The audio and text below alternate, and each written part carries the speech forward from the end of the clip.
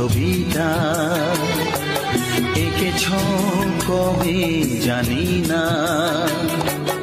এ জীবন পেয়েছে ভালোবাসায় স্বপ্নের ঠিকানা। এমনি প্রেমের কবিতা